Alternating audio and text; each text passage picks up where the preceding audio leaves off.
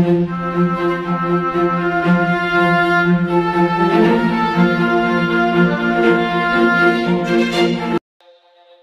Maria is a first-class urban municipality in Bulacan. Santa Maria was founded as a barrio of Bocaue in the early 17th century until it was established as an independent municipality on 1973. Until now, there's still an ancestral and old houses here in Santa Maria.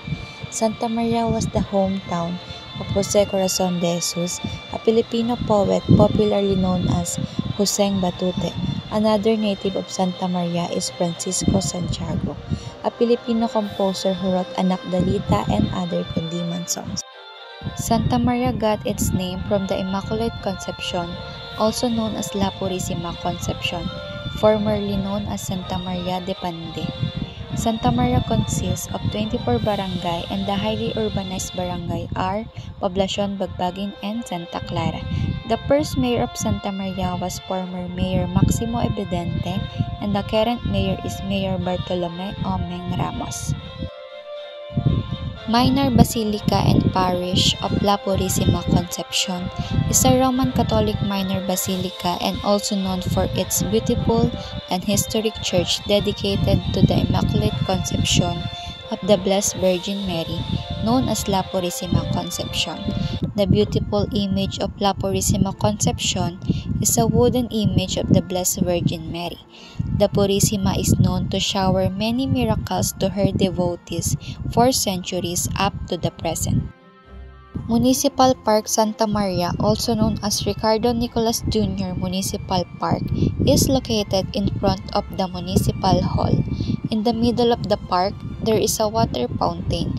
It is called Santa Maria Milton Friendship Fountain. The fountain is officially dedicated to the mutual friendship, understanding, and cooperation between the Santa Maria Bulacan and the town of Milton, Canada.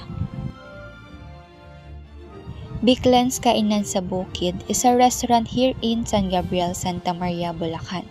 The main branch is located near San Gabriel Crossing, and the other branch is located between San Gabriel High School and Coffee Garden. Biclan's popularly known for their Valenciana worth 85 pesos. This restaurant is open since 2000 up until now. 4K Garden Resort by Cocotel is located in Catmon, Santa Maria, Bulacan. This resort features which includes a huge wave pool and a giant slides. There's a lot of outdoor pool and also a room where you can stay. Famous product and delicacy. Santa Maria is known as the chicharon capital of the Philippines. The famous product of Santa Maria is chicharon. There is a lot of store here that sells chicharon like Jenny's, Bicoy's, The Boys, Jams, Dolores, and many more. Aside from chicharon, they also sell other products and delicacies such as chicken skin, isaw, bituka, pastillas, and minasa. The festival here in Santa Maria, Bulacan is the Chicharon Festival. It is celebrated every second week of February. The festival serves as a platform to showcase the town's expertise in making this delectable treat. Traditionally, chicharon is made from pork rinds deep-fried until they become crispy. During the festival, visitors can witness the exciting chicharon cooking contest.